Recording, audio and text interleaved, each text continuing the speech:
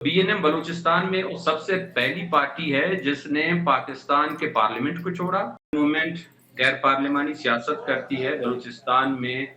हम लोगों ने पाकिस्तान के पार्लियामेंट का बाइकाट किया हुआ है।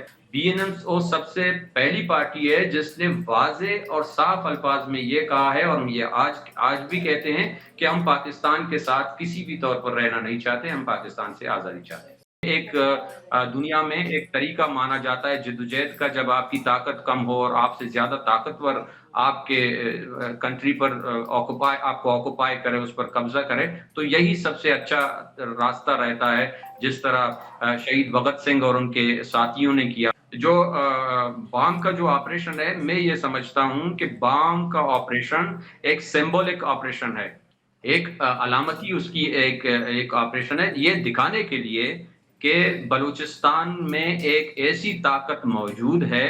अगर बलूचिस्तान को कल आज़ादी मिले तो गड़बड़ी नहीं होगी। लेकिन बॉम्ब ने ये साबित किया है कि पूरे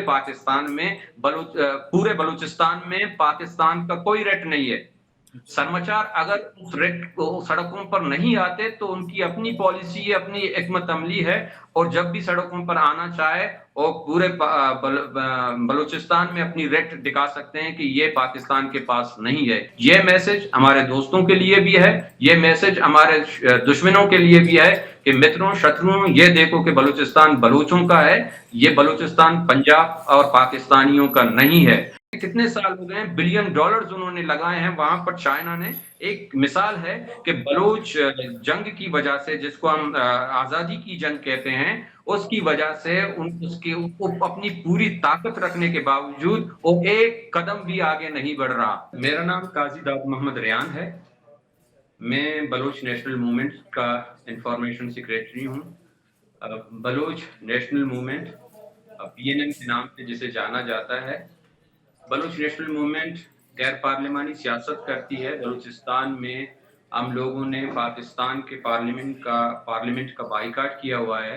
बाइकाट नहीं, बल्कि हम लोग उससे बेजारी का इजहार करते हैं। हमारी एक जद्दोजहद की तारीख रही है।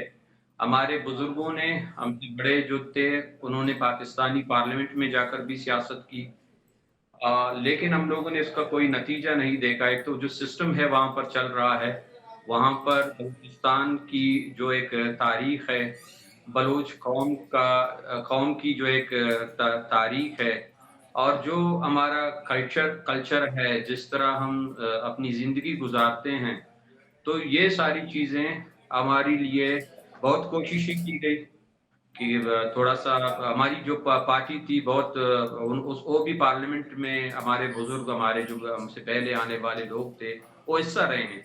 लेकिन एक जगह बलूच नेशनल मूवमेंट ने ये समझा कि अगर हम पाकिस्तानी पार्लियामेंट में जाकर कंटिन्यू करें, तो हम इस निज़ाम के अंदर बलूच का जेनोसाइड होगा, और फिर बलूच बाकी नहीं रहेगा। कल्चरली जेनोसाइड ये नहीं होता कि आप लोगों को कत्ल करके कम कर दें, बल्कि वो एक प्रोसेस होता है जिसमें सबसे पहले आपके कल्चर को, आपके सोचने के तरीके को, आपके जो रिश्ते समाज में, सोसाइटी में बनते हैं, आप बनाते हैं, आपकी वो सारी चीज़ें, उनको छीना जाता है। तो एक प्रोसेस होता है, काफ़ी चलता है।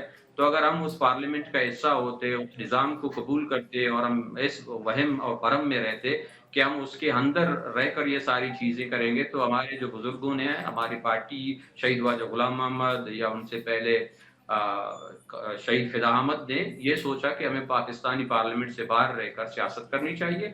तो बीएनएम बलूचिस्तान में वो सबसे पहली पार्टी है जिसने पाकिस्तान के पार्लियामेंट को छोड़ा।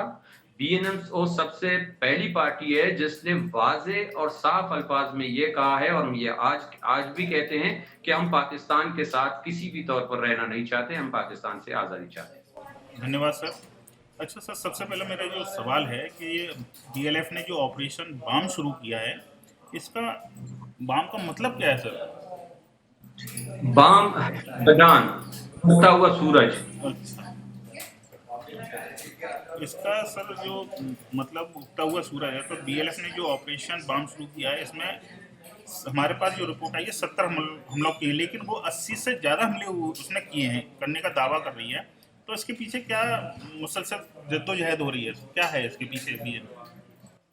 देखिए जो बलूचिस्तान लिबरेशन फ्रंट है, थोड़ा-सा हमें इसके बारे में भी समझना चाहिए कि बलूचिस्तान में हमेशा से जद्दोजहद रही है। जब बलूचिस्तान पर पाकिस्तान ने हमला किया 27 मार्च 1948 को, पाकिस्तान बनने के लगभग 1 साल बाद उन्होंने एक आज़ाद देश पर आक्रमण किया और हमारे लोगों को शहीद भी किया और हमारे जो बलूचिस्तान के किंग थे, बादशाह थे खान कलात, मीर अहमद यार खान, उसको गिरफ्तार किया और ज़बरदस्ती उस पर उनको पाकिस्तान के साथ जाने पर एक काफ़ी ताकत के साथ ये सारी चीज़ें हुई। उस वक़्त भी बलोचों ने बगावत की, उस कब्ज़े को तस्लीम नहीं किया, इनकार किया उसका और शहज़ादा अब्दुल करीम जो थे उन्होंने बगावत की और जंग आज़ादी का ऐलान किया। पहले दिन से मेरे कहने का ये है कि पहले दिन से ये सारी चीज़ें हो चुकी थी। लेकिन बाद में काफ़ी अप्स एंड डाउन्स आए और जो बलोच मूवमेंट थी वो एक कबायली सेटअप है बलूचिस्तान का, तो जो लीडरशिप था वो सरदारों के पास ज़्यादातर रही रही।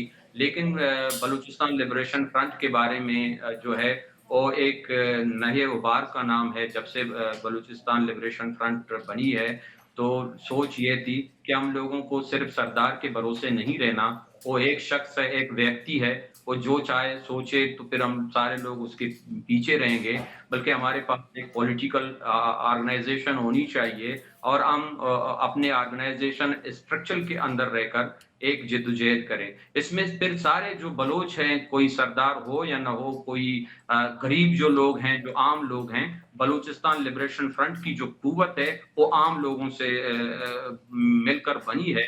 तो अभी की जो सूरत-ए-हाल थी, ये सारी चीज़ें जो हो रही हैं, तो बलूचिस्तान लिबरेशन फ्रंट एक गोरिल्ला ऑर्गेनाइज़ेशन है। तो उसमें ये होता है कि गोरिल्ला ऑर्गेनाइज़ेशन का जो सबसे पहला काम जो बुनियादी एक उसूल होता है, बेसिक प्रिंसिपल है, हिट एंड रन। आपको मारना है, फिर निकल जाना है और किसी एक महफूज़ ठिकाने पर होना चाहिए, आपकी कुव्वत कम है। ये बलूचिस्तान में न सिर्फ़ एक इंटरनेशनल गोरिल्ला वारफेयर का एक तरीका है, बल्कि बलूचों के अंदर ये रवायती तौर पर भी ऐसा ही है। तो जो बलोच लड़ाई लड़ते आए हैं हज़ारों सालों से, उनकी ताकत कम रही है, संख्या कम रही है। तो ये एक दुनिया में एक तरीका माना जाता है जद्दोजहद का, जब आपकी ताकत कम हो और आपसे ज़्यादा ताकतवर आपके कंट्री पर आपको ऑक्युपाई करे, उस पर कब्ज़ा करे, तो यही सबसे अच्छा रास्ता रहता है, जिस तरह शहीद भगत सिंह और उनके साथियों ने किया। तो हमारे ये जो बीएलएफ का कांसेप्ट बलूचिस्तान लिबरेशन फ्रंट का जो कांसेप्ट आया है और इसी उसमें आया है। लेकिन अभी की जो बाम का जो ऑपरेशन हुआ, ये उससे काफ़ी बड़ा है। ये बात समझनी चाहिए कि हम बाम पर क्यों चर्चा करें या हम क्यों चर्चा कर रहे हैं? इसको क्यों इतना ज़्यादा बलूचिस्तान में, तो आप जर्नलिस्ट हैं, एएनआई काफ़ी ज़्यादा बलूचिस्तान को कवर करता है, तो हमें आप लोगों को बहुत ज़्यादा इन चीज़ों के बारे में पता है कि रोज़ाना बलूचिस्तान में पाकिस्तानी फ़ौज पर हमले होते हैं, रोज़ उनके लोग मारे जाते हैं, तो ये एक तरह से ये एक अनोखी बात तो नहीं है, लेकिन बाम का जो ऑपरेशन है वो बिल्कुल नया है और एक नई सोच की तरफ इशारा कर रहा है, जो बलूचिस्तान लिबरेशन फ्रंट की जंगी जो उनकी कार्रवाइयाँ हैं, उनसे तो जो ऊपर सोचकर उन्होंने ये सारी चीज़ें की हैं। एक इस तरह की चीज़ें अब बलूचिस्तान में होने लगी हैं, जो एक नौजवान लोग आए हैं स्ट्रगल के अंदर, वो ज़्यादा एडवांस सोचते हैं चीज़ों को। जंग के बारे में ज़्यादा एडवांस सोचते हैं, टेक्नोलॉजी के बारे में उनको ज़्यादा इन्फॉर्मेशन, एक नई ताकत बलोच कौम के अंदर, बलोच तहरीक के अंदर अब मौजूद है, जो चीज़ों को ज़्यादा बेहतर और एडवांस तौर पर समझने वाले लोग हैं। लेकिन जो बाम का जो ऑपरेशन है, मैं ये समझता हूँ कि बाम का ऑपरेशन एक सिंबॉलिक ऑपरेशन है। एक अलामती उसकी एक ऑपरेशन है, ये दिखाने के लिए कि बलूचिस्तान में एक ऐसी ताकत मौजूद है, अगर बलूचिस्तान को कल आज़ादी मिले, तो गड़बड़ी नहीं होगी। हुँ, हुँ।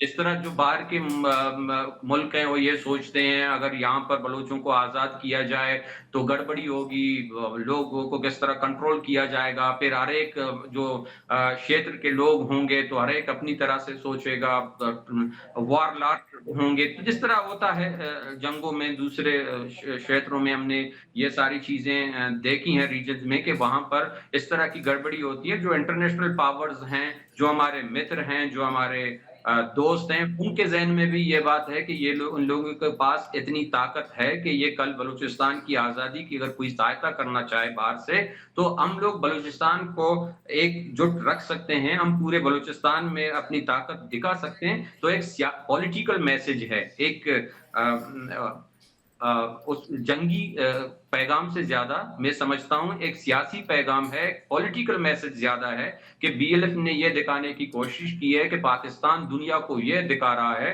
कि मेरे पास बलूचिस्तान को कब्जे में रखने की ताकत मौजूद है और बलोचों के पास इतनी ताकत नहीं है कि मेरे इस कब्जे को चैलेंज कर सकें। लेकिन बाम ने ये साबित किया है कि पूरे पाकिस्तान में पूरे बलूचिस्तान में पाकिस्तान का कोई रेट नहीं है। समाचार अगर उस रेट को सड़कों पर नहीं आते तो उनकी अपनी पॉलिसी है, अपनी हिकमत अमली है और जब भी सड़कों पर आना चाहे वो पूरे बलूचिस्तान में अपनी रेट दिखा सकते हैं कि ये पाकिस्तान के पास नहीं है। ये मैसेज हमारे दोस्तों के लिए भी है, ये मैसेज हमारे दुश्मनों के लिए भी है कि मित्रों, शत्रुओं, ये देखो कि बलूचिस्तान बलूचों का है, ये बलूचिस्तान पंजाब और पाकिस्तानियों का नहीं है।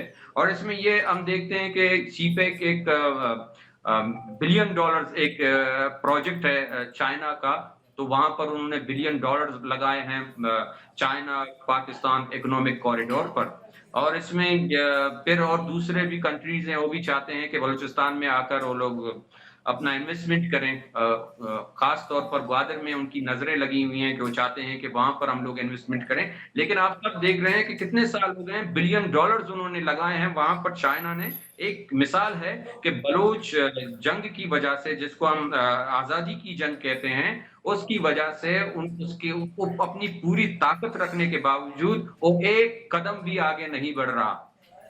तो ये ताकत इसलिए दिखाई जा रही है पूरी दुनिया को। मैंने जिस तरह आपको बताया कि गोरिल्ला वारफेयर में ऐसा नहीं होता, तो अभी आप देखें कि बीएलएफ ने छुपकर ये सारी चीजें नहीं की, बल्कि एक स्टेटमेंट दिया, उस अनाउंसमेंट में किया सुबह को कि मैं पूरे बलूचिस्तान में पाकिस्तान की आर्मी पर हमले करूंगा, मैं बलूचिस्तान में सड़कों पर खड़े रहकर उनकी जो मूवमेंट है, वो जो इधर उधर लोग भाग दौड़ रहे हैं, मैं उनको रोकूंगा, और बताकर ये सारी चीजें की। तो इन सारी चैलेंज देकर इन सारी चीजों को किया, ऐसा नहीं कि बताने करने के बाद छुप छुपा कर किया गया। पाकिस्तानी मीडिया में अक्सर ये सुनने को मिलता है, पॉलिटिकल बात नहीं है कि हम लोग कहें कि पॉलिटिकली बात करते हैं, थोड़ा सा इमेच्योर है कि आप लोग छुप कर हमले करते हो। तो इस दफा जो बीएलएफ था उसने छुपकर हमले नहीं किया। ये एक वाज़ेह पैगाम है कि बलोच समाचार अगर हमले नहीं करते, रोड ब्लॉक नहीं करते, स्नैप चेकिंग नहीं करते और ये सारी चीजें अगर नहीं हो रही हैं, तो वो अपनी लड़ाई को आगे लेकर जाना चाहते हैं। लेकिन उनके पास एक पावर है, और जब भी चाहें पूरे बलूचिस्तान पर उनका कंट्रोल आसानी से हो सकता है, क्योंकि बलोच कौम है और बलोच समाचारों के साथ है। और बीएलएफ का मैंने बताया कि उसकी ताकत, उसकी कुव्वत बलोच अवाम से आती है। धन्यवाद सर। ये डॉक्टर मारंग बलोच जैसे बहुत सियासी कारकुन जो जेलों में बंद हैं, तो उनको छोड़ने के कोई इम्कानात है? देखिए, अगर हम उसके हवाले से उसूल की बुनियाद पर बात करें, हम सियासी बुनियाद पर बात करें, हम इंसानियत के नाते बात करें, तो गुंजाइश होनी चाहिए। डॉक्टर मारंग एक पीसफुल स्ट्रगल कर रहे हैं और ह्यूमन राइट्स पर बात कर रहे हैं। उनका जो बड़ा मुद्दा था, उनका जो उपचार रहते कि होना चाहिए, वो तो ये कहते हैं कि एनफोर्स्ड डिसअपेरेंस जो हैं, जो जबरी गुमशुदगी का एक तरीका पाकिस्तान ने इख्तियार किया है, वो तो क्राइम अगेंस्ट ह्यूमैनिटी है, वो इंसानियत के विरोध एक जुर्म है। वो सिर्फ एक शख्स के ऊपर आप नहीं कर रहे हैं, ये डिक्लेयर किया गया है, अक़वाम मुत्तहिदा ने, यूनाइटेड नेशंस ने इस बात को एक्सेप्ट किया है कि अगर आप किसी को अपहरण करके उसको गायब कर दें, तो ये एक तरह से आप क्राइम कर रहे हैं। पूरे में हम तो कहते हैं कि इस पर सिर्फ बलोचों को नहीं बल्कि सारे लोगों को बोलना चाहिए। यूएन के जितने भी मेंबर्स कंट्रीज हैं, उनको इस पर बात करना चाहिए। वैसे उसूल और कानून के हिसाब से तो मेरे ख्याल में मारंग को जेल में डालना नहीं चाहिए था। बिल्कुल इस बात की तवक्को रखनी चाहिए और तवक्को है कि उसे छोड़ा जाए। लेकिन पाकिस्तान के जो पाकिस्तान में तो लोग कहते हैं एक आयबर्ड सिस्टम है। मेरे ख्याल में वहाँ पर डिक्टेटरशिप है, कोई आयबर्ड सिस्टम नहीं है। वहाँ पर पाकिस्तान की फौज जो चाहेगी वही होगा। पॉलिटिक्स में वही होगा। ये जो कानून और आइन और जो जितनी भी सारी चीजें बनाई गई हैं, ये सारे ढकोसला हैं। जैसे पाकिस्तान के ये जो अभी जिसने अपने आप को फील्ड मार्शल डिक्लेयर किया है, ये पाकिस्तान के आर्मी चीफ जो चाहेंगे वही होगा वहाँ स्टेट के अंदर।